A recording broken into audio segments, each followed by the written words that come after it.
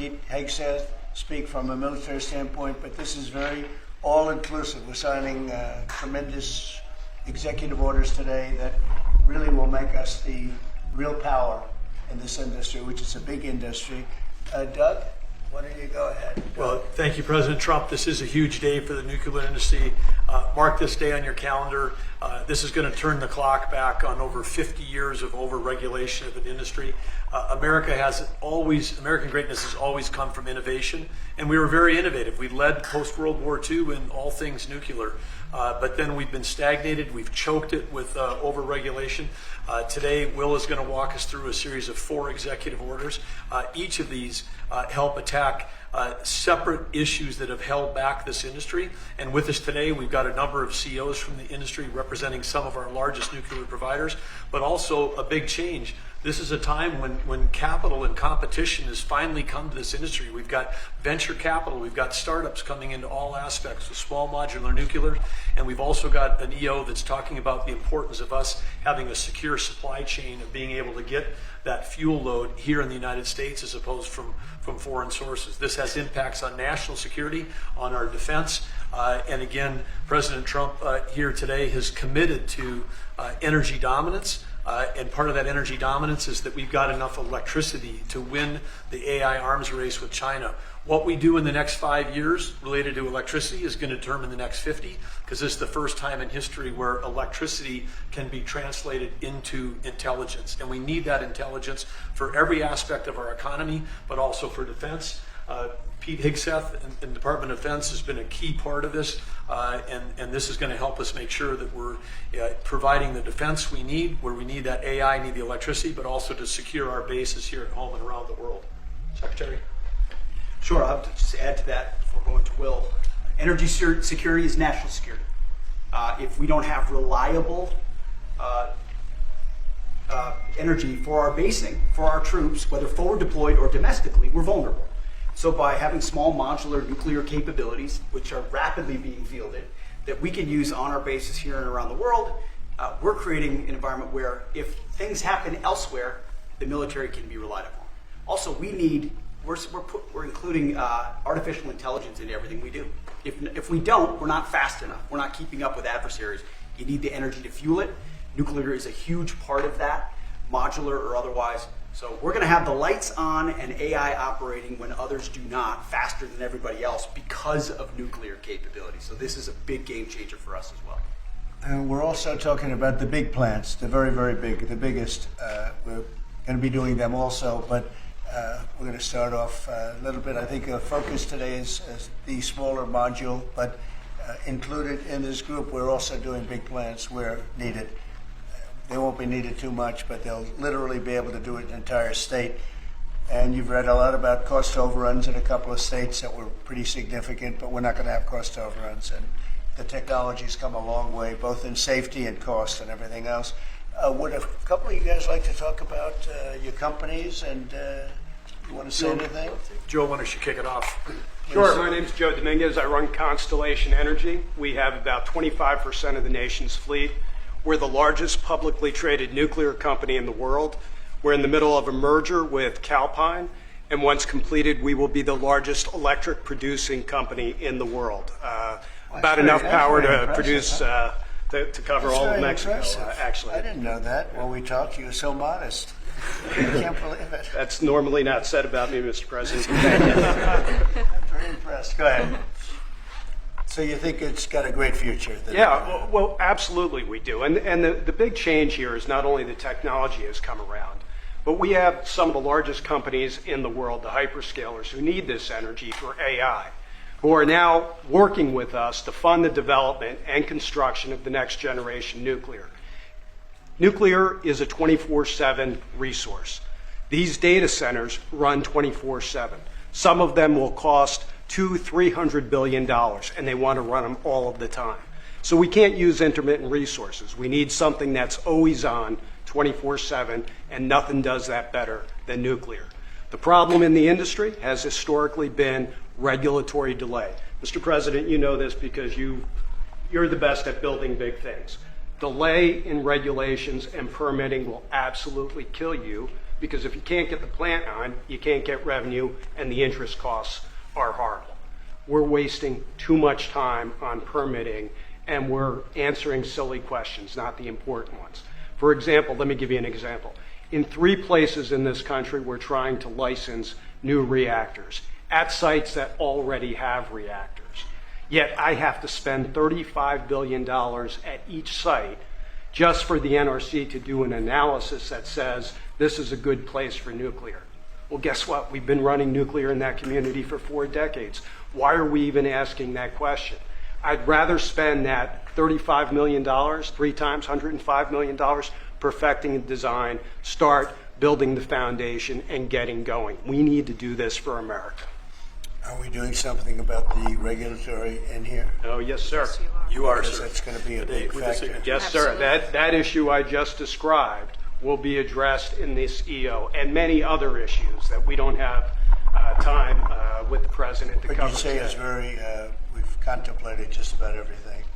Well, this, Mr. President, this Energy Dominance Council that you have created is something I haven't seen in 30 years. It brings together all the pieces of government in one place to expedite the process. Under Secretary Burgum's leadership, this has been an amazing, amazing thing. It used to be the case that I have to run to about 5 different places in Washington to get one answer. That's great. And now it's all together in one place. So all I know about Secretary Burgum and Secretary Wright is if we haven't gotten it right, we'll get it right shortly, and there'll be another That's order for good. you to I'm sign. glad But they're thank you addressing- so much for your I'm glad they're leadership. addressing. You were going to say something? Go ahead. Well, I was just going to say commercial nuclear, a bit of an unsung hero. And I just want to thank you, Mr. President, Secretary Burgum, Secretary Wright, for bringing this attention to commercial nuclear. We have the largest and most safe fleet right here in the United States. And upon that, we have fantastic innovation that's being brought forward. And it's going to come in all shapes and sizes. And it's going to actually be coming through some of these companies that you see represented here. We're going to have great jobs. We're going to have wonderful energy. And we're going to be ready. So thank you, Mr. Thank President, you. for Very leaning good. in. Appreciate it. Great job you've done, too. Jake? How about talking about your company and the job you're going to do? Yes, thank you, Mr. President. Well, first of all, a little MIT nuclear connection that goes back. I know familiar for you. So, yeah, we're working on small reactors. I'm Jake DeWitt, CEO, co-founder at Oklo. Working on small next-generation reactors that take technology America invented, developed, and pioneered and bringing it to the market after it sat on the shelves of history for about 40 years. And it's because of the actions that you're doing today that are going to help unleash that. Changing the permitting dynamics is going to help things move faster. We're seeing private investment flow into this space like we've never seen before. We went public about a year ago, and one of the most successful actually go public outcomes for a transaction like that for a small nuclear company, because the market needs this and wants this. And under your leadership, creating the Dominance Council, I mean, it's hard to overstate the value of that. And nuclear is a manifestation of energy dominance. In fact, a golf ball of uranium metal, which this is not, but it's a golf ball, has enough energy content in it to power your entire life's energy needs. I mean, it doesn't get any better than that. And to get back to building, nuclear uses the fewest materials, right? The least amount of concrete, of steel, of fuel for amount of energy it produces. So it should be the cheapest, the most scalable, the most sustainable. Just like you mentioned, Mr. President, about the importance of doing that right. The physics are on our side, and these things help unleash this innovation to actually realize that. So it's never been more exciting. Very exciting indeed. Go ahead, please. And I'm Scott Nolan, CEO of General Matter. We're an American enrichment company trying to bring back the U.S.'s lead in producing nuclear fuel. So just like car engines need fuel, nuclear reactors need fuel. Right now, the U.S. is completely dependent on other countries to make the key step of enrichment in this fuel. And these executive orders are going to pave the way for the U.S. to regain its lead. So we really appreciate it. Will you be doing the AI plants? Because we have a lot of them going up now, or soon going up, and they need tremendous electricity. Are you going to be involved in many of these? Yes. Will a lot of them be using nuclear, or some are using oil and gas, some are using different things? But Many of them will be, I think. it just makes a lot of sense. Nuclear is a perfect solution, and that's where most of them are interested. Good luck. Thank you. That'll be great. It's going to be, yes. Okay, Will, please. The first executive order we have for you relates to the issue that Secretary Hegseth was speaking to, which is the need for incredible amounts of power at defense installations and also in AI-focused installations. What this executive order will do is speed up the approval and adoption process for specialized nuclear reactors at these sorts of sites. It also involves the Department of Energy making available the necessary fuel stock. It also creates a special envoy position and a strategy around nuclear technology export, the idea being that we can grow American industry on the back of foreign purchasers who are interested in this sort of technology as well. I'm just thinking, as you say that, I just said, what about auto pens? Could I use an auto pen? What did Biden do? Did he have an auto pen at the desk? Nuclear powered. No, he didn't do events. Yeah, he used nuclear power. You know, he didn't do events like this, I guess. It's all right. Otherwise, you walk into the other side of the room, have an auto pen sign it, right? Here it is. It's phase one. Very big phase, very important phase.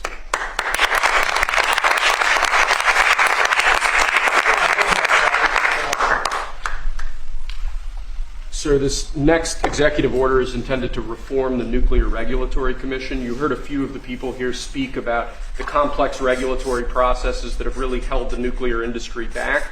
Before 1978, there were 133 reactors built in the United States. Since 1978, only 2 new commercial reactors have come online. That's because of overregulation, and the goal of this executive order is bringing that regulatory process into line with the actual needs of the industry and public safety, with an end goal of quadrupling the amount of nuclear power production in the next 2.5 decades. It's fantastic. It's exciting, right?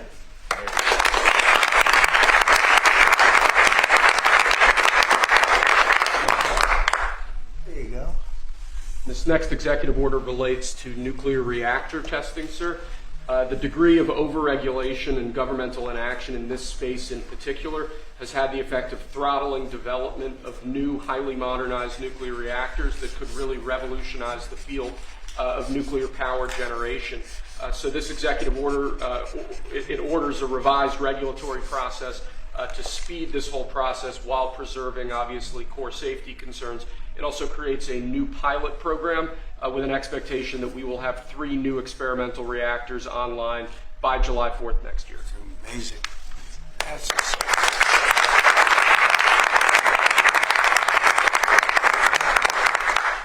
Okay, come on.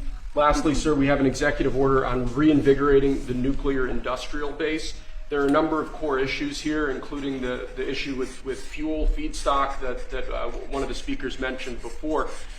This executive order, among other actions, includes an invocation of the Defense Production Act in order to spur a closer collaboration with private industry to ensure that we have the fuel supplies we need for a modernized nuclear energy sector. In addition to that, it includes crucial provisions relating to the development of a nuclear energy sector workforce and a number of other key building blocks to the overall nuclear industry that we're trying to spur here. Great. Thank you.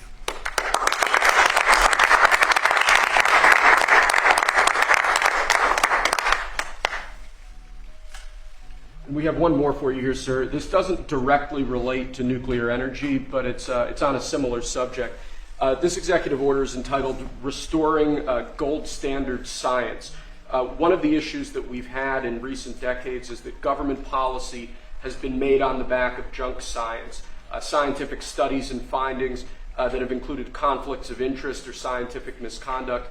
The purpose of this executive order is to recenter policymaking around gold standard science, scientific efforts that have followed appropriate scientific methods that don't include those sorts of conflicts of interest, and to ensure that when departments and agencies are relying on scientific studies to promulgate rules, to promulgate regulations, that the science that they're relying on is highly reliable and available to the public.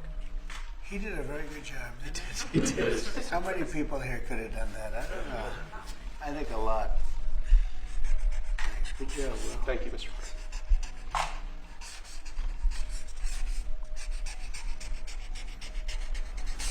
Is that it? That's all we have for you now.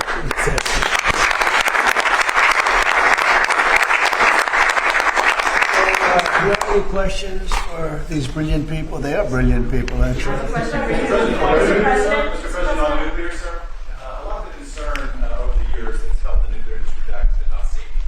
Are you satisfied with those safety concerns? Yeah, we are. It's become a very safe, actually it's become very safe, and tremendous work's been done on that, more than anything else, and it's really the automatic shutoffs. There's so many different things that they have now that they would have never had. You know, my uncle was a great nuclear person years ago, and that was a different, if you would have asked that question, probably it would have been a much different answer.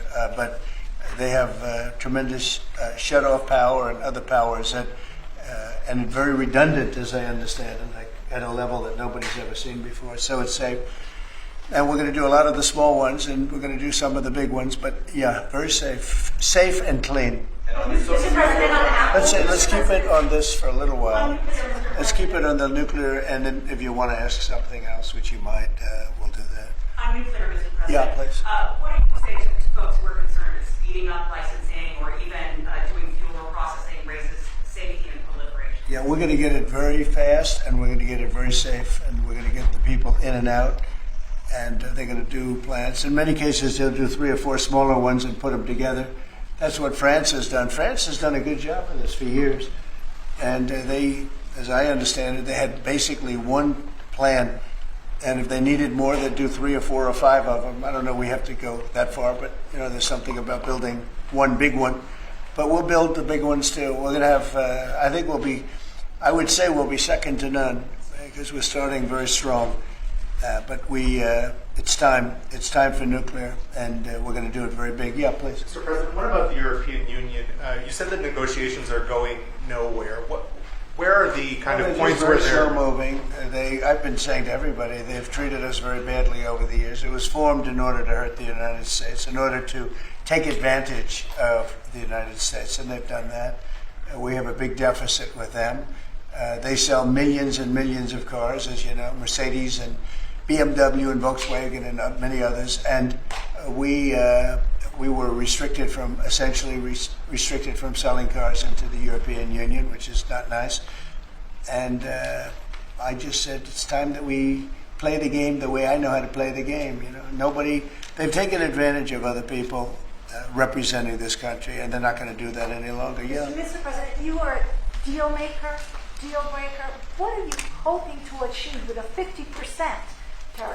Well, I think this is there is no tariff, because what they'll do is they'll send their companies into the U.S. and build their plant. You know, we have, I guess, over $12 trillion practically committed. You look at other presidents; they haven't had $1 trillion for a year, for 2 years, for 3 years. We have numbers. Nobody's ever seen numbers like we have. And if they build their plant here, then they have no tariff at all. Are you looking for a deal in 9 days? Will you be able to do that, sir? I'm not looking for a deal. I mean, we've set the deal. It's at 50%. But again, there is no tariff if they build their plant here. Now, if somebody comes in and wants to build a plant here, I can talk to them about a little bit of a delay. But, you know, while they're building their plant, which is something I think that would be appropriate, maybe, we'll determine that. Is there anything the EU can do? I don't know. We're going to see what happens. But right now, it's going on June 1st. And that's the way it is. No, they haven't treated us properly. They haven't treated our country properly. They banded together to take advantage of us. And the people behind me know, because they had some of that with their industry. But generally, you know, we signed a great deal with United Kingdom. We have numerous other deals that are ready to be signed. We've signed a deal with China. We have some really amazing deals, but the European Union, I mean, the sole purpose was really not to hurt us, but to take advantage of us, and we're not going to be taking Mr. advantage. Mr. President, on Apple, you said this morning that if they don't make their iPhones in the U.S., you're going to hit them with a 25% tariff. Right. Do you have the power to tariff one single company, and why would you No, want to it'll hurt be an more. American company in that way? It would be more. It would be also Samsung and anybody that makes that product. Otherwise, it wouldn't be fair. So anybody that makes that product, and that'll start on, I guess, at the end of June. It'll come out. I think we have that appropriately done by the end of June. So if they make that product. Now, again, when they build their plant here, there's no tariff. So they're going to be building plants here. But I had an understanding with Tim that he wouldn't be doing this. He said he's going to India to build plants. I said, that's okay to go to India, but you're not going to sell into here without tariffs. And that's the way it is. Yeah. Well, why would you hurt an American company? What makes you confident, sir, that Apple can build in the United States at a price that American consumers? Oh, Oh, they can. No, they can. And a lot of it's so computerized now. These plants are amazing if you look at them, but they can do that. And actually, as you know, Apple's coming in with $500 billion. So are the chip companies. We have all of the chip companies coming in. The biggest, $500 billion, $200 billion, $250 billion they're spending. But we're talking about the iPhone now, and the iPhone. If they're going to sell it in America, I want it to be built in the United States. They're able to do that. When you say that Walmart should keep the cost of the tariffs, is that an acknowledgement that it is U.S. companies that bear the brunt of tariffs, not foreign countries? Sometimes the country will eat it, sometimes Walmart will eat it, and sometimes there'll be something to pay, something extra. I've always been a fan, and I've always believed, and if you look, take a look at what I did 4 years ago. We had the greatest economy, and we had no inflation. Remember that. We had no inflation, and yet we had hundreds of billions of dollars of tariffs that I put on China, yet we had no inflation. We had no big cost differential. Oftentimes, and I don't like it when a department store, because they'll do a lot of business, but they announce record profits and everything else. They have to take out some of their profits. They'll make a little bit less money. But I don't want the consumer. I don't want the consumer to pay. But why impose tariffs that you know are hurting American businesses? They're not hurting. They're helping because they're creating jobs in America. We're creating tremendous amounts of jobs in America like you've never seen. We're having investment in America. We're not getting ripped off by every country in the world. We've been ripped off by every country in the world. They're making their product. They sell it. They don't give our people the jobs. They make them with other countries' jobs. And we will have something that nobody will ever see again, I think. I think we have a potential to do numbers that we never envisioned in the wildest year. Look at what's happening. 10 to 12 trillion dollars in literally a couple of months. It's nothing like that's ever happened. It's we're doing a very special thing. We want, if they're going to sell it here, generally speaking, not for all products. There's some products we don't want to make. And frankly, we're much better off getting them elsewhere. But for certain products, we want cars. We want to make cars. We don't want to have, and I like Canada very much, but we don't want to have Canada making our cars. We want to make our cars. Oh, it's a phone call. Do you mind? Hello? Okay, it's only a congressman. I'd let you know, actually. Mr. President, are you considering stopping other universities from taking foreign students? It's a different congressman. They're all congratulating us. Yeah, it's lucky it is. Okay, let's go. Are you considering stopping other universities besides Harvard from accepting foreign Well, we're students? taking a look at a lot of things. And as you know, billions of dollars has been paid to Harvard. How ridiculous is that? Billions. And they have $52 billion as an endowment. They have $52 billion. And this country is paying billions and billions of dollars and then gives student loans, and they have to pay back the loans. So Harvard's going to have to change its ways. And so are some others. On that note, a lot of CEOs in the United States, big companies, are foreign.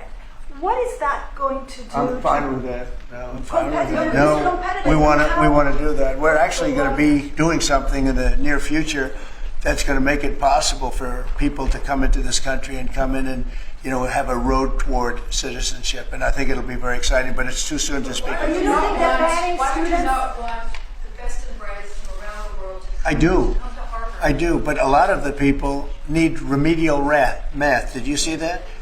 Where the students can't add 2 and 2 and they go to Harvard. They want remedial math, and they're going to teach remedial math at Harvard. No, wait a minute. So why would they get in? How can somebody that can't add or has very basic skills, how do they get into Harvard? Why are they there? And then you see those same people picketing and screaming at the United States and screaming at, they're anti-Semitic or they're something. We don't want troublemakers here. But how do people that can't, when Harvard comes out with a statement that they're going to teach some of their students remedial math, that's basic math, that's not the deal. Okay, and any more? In the back? Are there other countries you're considering shortening the 90-day pause on tariffs for? And then are there specific steps you're looking for the EU to take We do. Well, we have a lot of requests, and you don't have the people to handle it. Frankly, everybody wants to make a deal. I'm sure now the European Union wants to make a deal very badly, but they just they don't do it right. They don't go about it right. The other thing they do is they sue our companies all the time. They have suits where their judges, I don't know if they're appointed by them, but they're definitely Europe centric, and we're not going to stand for it. They won a $17 billion lawsuit for Apple, and I read that case, and that's not a case that should have been won. They're suing other of our companies. They use this as a weapon, but they use it really to raise funds for what they do. It's almost like a fundraising mechanism. So we add that to the fact that they do the non-monetary tariffs and lots of other trading, you would call them trading barriers. They don't take our cars. They don't take our agriculture. They don't take anything, but we take their cars by the millions. And therefore, they have the jobs, they get the money, and we get closed plants. It's not going to happen that way anymore. Thank you very much, everybody. Thank you, press. Thank you, press. Thank you. Thank you, press. Thank you. Thank you.